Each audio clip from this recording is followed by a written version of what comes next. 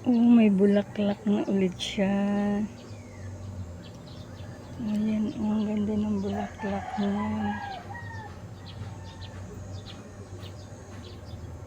Diba? Ayan siya.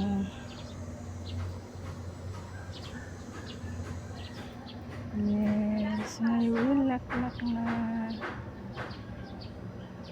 Ang ganda ng bulaklak niya, oh. Lalo na pag nag-ano yun siya. Yung bumuka.